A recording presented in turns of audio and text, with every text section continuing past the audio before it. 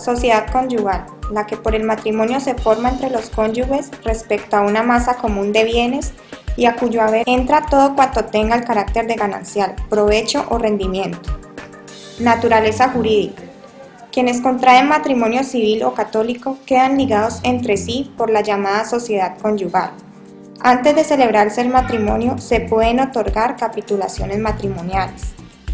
Artículo 1 del Código Civil. Durante el matrimonio, cada uno de los cónyuges tiene la libre administración y disposición tanto de los bienes que le pertenezcan al momento de contraerse el matrimonio o que hubiere aportado a él, como los demás que por cualquier causa hubiera adquirido o adquiriera, pero a la disolución del matrimonio o en cualquier otro evento en que conforme al Código Civil deba liquidarse la sociedad conyugal. Se considerará que los cónyuges han tenido esta sociedad desde la celebración del matrimonio y en consecuencia se procederá a su liquidación. Estructura de la sociedad conyugal. La sociedad conyugal, según el Código Civil, concibe 3 categorías de bienes. Primero, propios del esposo. Segundo, propios de la esposa. Y tercero, los bienes de la sociedad conyugal diferentes de los gananciales. El haber social. Es el principio para determinar el ingreso de un bien a la sociedad conyugal. Primero, criterio de la causalidad, aquellos cuya causa tiene lugar durante la sociedad conyugal. Segundo, carácter de bien oneroso. La adquisición del bien es de carácter oneroso, es decir, que implica prestaciones recíprocas entre los que lo adquieren y los que lo transmiten. Tercero, el principio de enriquecimiento sin causa. La sociedad no se puede enriquecer ni empobrecer a costa de los cónyuges. Según el artículo 1781 del Código Civil, el haber social está compuesto por: primero, los salarios y emolumentos de todo género, de empleos y oficios devengados dentro del matrimonio. Segundo, de todos los frutos de cualquier naturaleza que provengan de los bienes sociales o propios devengados durante el matrimonio. Tercero, del dinero de cualquiera de los cónyuges que aportare al matrimonio o durante él adquiriere a título gratuito, obligándose la sociedad a la restitución de igual suma. Cuarto, de las cosas fungibles y especies muebles que cualquiera de los cónyuges aportare al matrimonio o durante él adquiriere a título gratuito, obligándose la sociedad a restituir su valor según el que tuvieron al tiempo del aporte. Quinto, de todos los bienes que cualquiera de los cónyuges adquiera durante el matrimonio a título oneroso. Bienes de los cónyuges antes del matrimonio. La Ley 2832 no entran a la sociedad conyugal los bienes inmuebles que tengan al momento de casarse, ni los que entren a poseer durante la sociedad cuyo título de adquisición existía ya en el momento del matrimonio.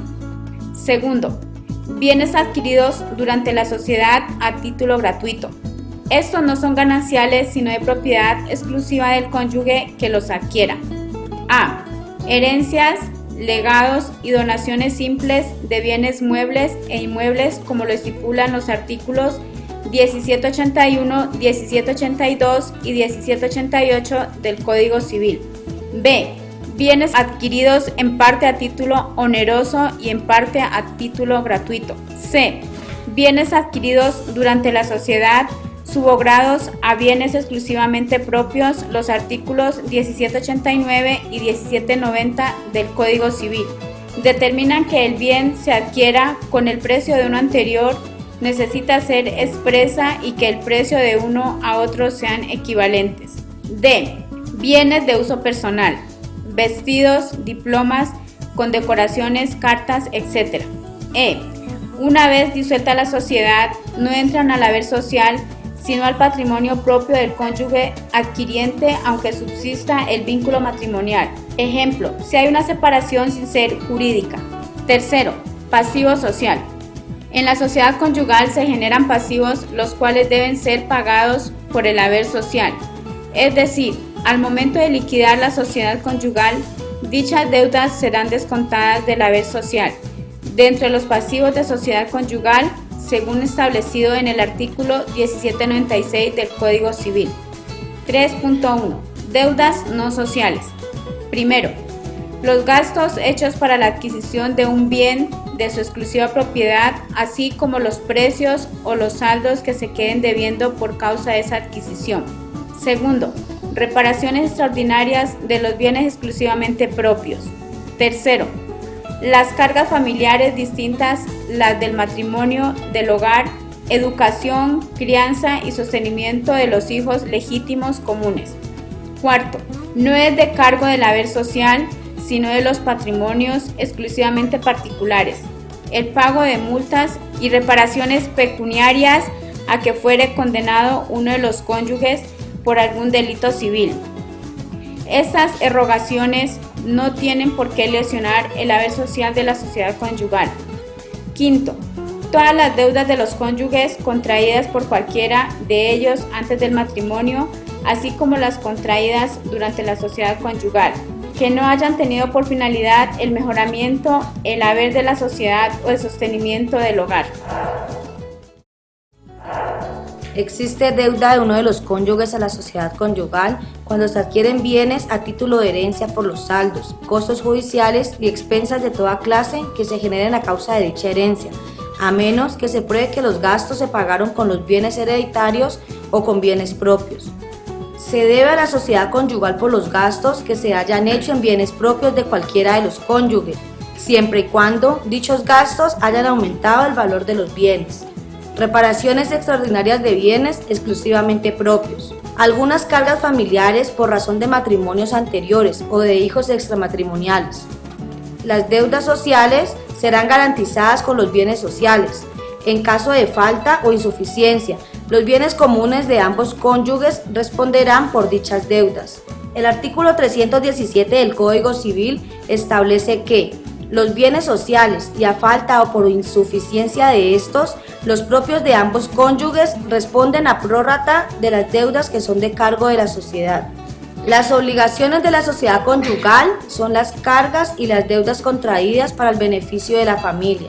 La diferencia entre las cargas y las deudas sociales sirve para determinar la potestad doméstica de los cónyuges, así como para establecer una prelación en el pago.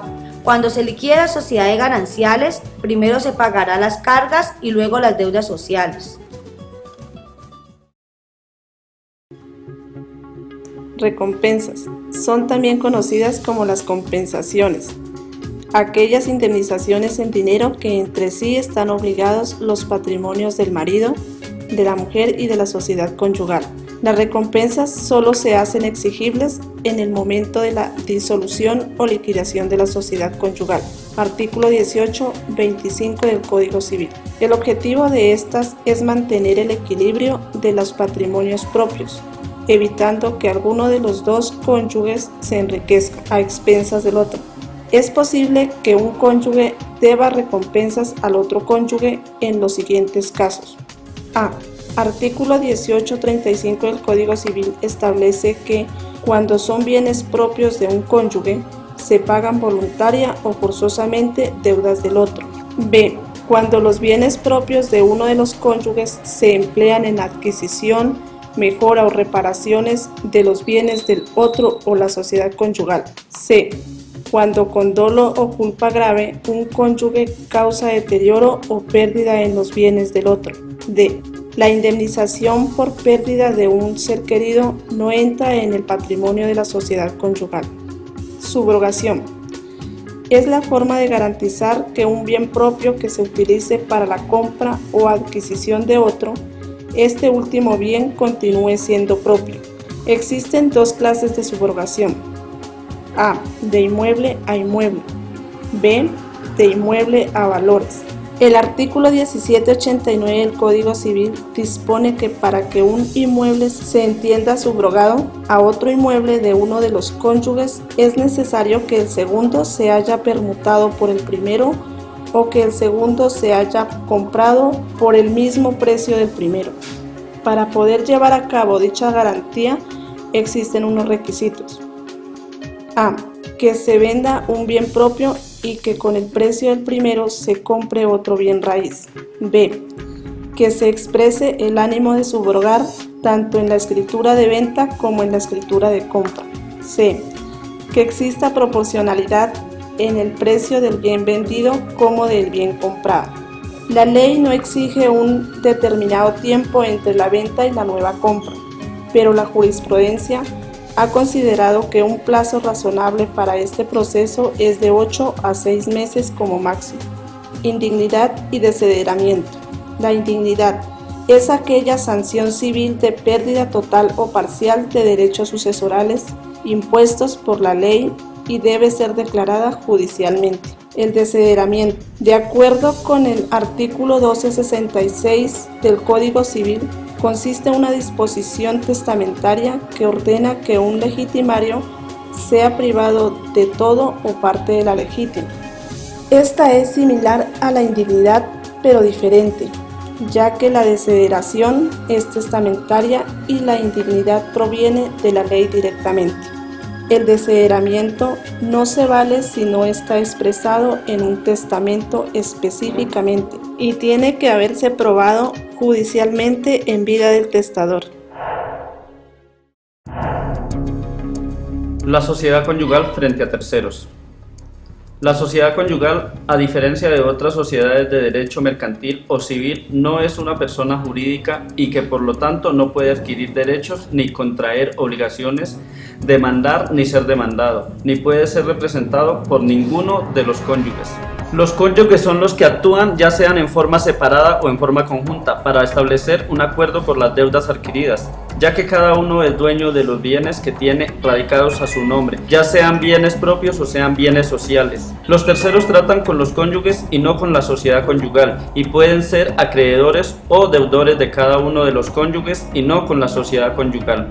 El artículo 2 de la Ley 28 de 1932, cada uno de los cónyuges será responsable de las deudas que personalmente contraigan, salvo las concernientes a satisfacer las ordinarias necesidades domésticas o de crianza, educación y establecimiento de los hijos comunes, respecto de las cuales responderán solidariamente ante terceros y proporcionalmente entre sí, conforme al Código Civil. Para vincular al cónyuge que no suscribió el contrato respectivo se hace necesario un interrogatorio por parte de un proceso ordinario con el fin de preestablecer un título ejecutivo que permita adelantar con este cónyuge el cobro jurídico de los dineros adeudados.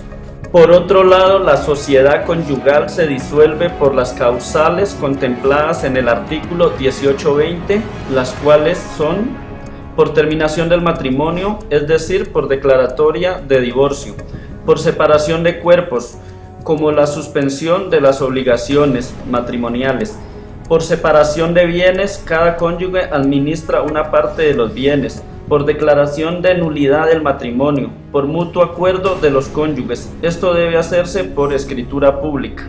Como ya se había dicho anteriormente que en el momento del divorcio se forma una comunidad universal de bienes donde cada cónyuge es dueño del 50% de dicha masa.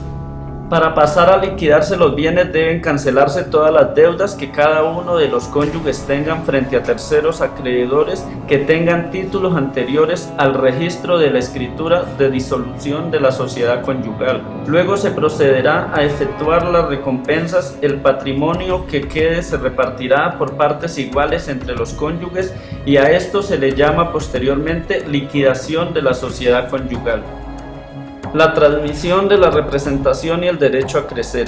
La sucesión por transmisión es una forma de suceder en cuya virtud el heredero de quien fallece sin haber aceptado o repudiado la herencia o legado que se ha diferido acepta tal asignación, lo cual lo puede hacer en cuanto acepte la herencia de su propio causante. El artículo 10.14 del Código Civil que para suceder por transmisión se requiere que el causante en cuya sucesión se origina la asignación haya fallecido antes que su asignatoria y que éste fallezca luego sin haber ejercido respecto de la misma